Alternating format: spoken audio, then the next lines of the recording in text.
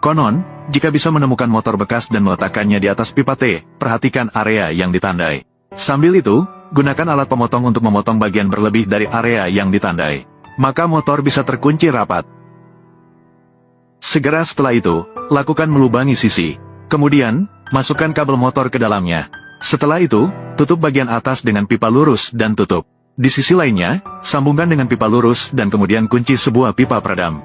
Tentu, ini belum selesai. Selanjutnya, perlu merakit dengan pipa lurus dan sambungan T miring dan menghubungkannya ke pipa peredam. T miring juga berbeda. Setelah menghubungkan kedua pipa lurus dengan baik, perlu juga menghubungkan secara terpisah dengan pipa bengkok. Setelah semua yang membingungkan ini, komponen inti baru dianggap selesai dibuat. Langkah selanjutnya adalah menyiapkan pipa lurus setingkat sambungan T. Kemudian lakukan perakitan dan penghubungan. Langkah ini meskipun terlihat rumit, namun sebenarnya sangat sederhana saat dipraktikkan. Cukup perhatikan video dengan seksama, dan miliki cukup kesabaran serta ketelitian, maka bisa menyelesaikannya dengan mudah.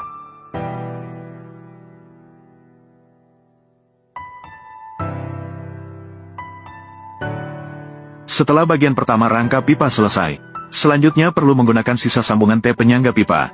Lanjutkan dengan metode yang sama untuk membuatnya. Dengan begitu, dapat menghubungkan dan mengunci rangka dengan yang telah dibuat sebelumnya. Namun bagian bawah jadi jauh lebih sederhana. Cukup sambungkan dengan pipa lurus dan pipa T, maka bisa dikunci. Bukankah ini sangat sederhana? Jadi selanjutnya, kita perlu merakit dan mengunci perangkat yang sudah dibuat dengan motor. Kita sudah sampai di sini. Apakah semua orang bisa menebak apa yang dibuat oleh pria muda ini? Selain itu, beberapa pipa PVC juga harus digunakan. Dan panjangnya diukur dengan standar 40 cm. Siapkan sekitar 8 potong yang sudah dipotong. Setelah itu, kemudian, ambil 2 pipa PVC yang sudah dipotong. Hubungkan menggunakan siku sambungan untuk membentuk kerangka persegi panjang. Sekarang kita bisa meletakkan 1 lembar papan plastik di atas kerangka yang sudah dibuat.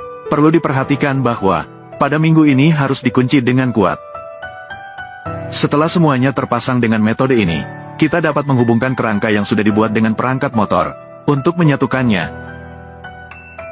Saat beroperasi, perhatikan detail dalam video. Terakhir, hanya perlu menyambungkan 1 konektor sumber daya di ujung kabel motor, maka proses pembuatan keseluruhan sudah selesai. Jadi setelah melihat ini, semua orang seharusnya bisa melihat apa yang dibuat oleh pria muda itu, bukan? Tepat sekali. Ini adalah perangkat pembangkit listrik yang menggunakan energi angin sebagai sumber daya. Bentuknya yang unik, membuatnya berputar dengan cepat bahkan di bawah angin sepoi-sepoi. Daya yang dihasilkan juga sangat stabil.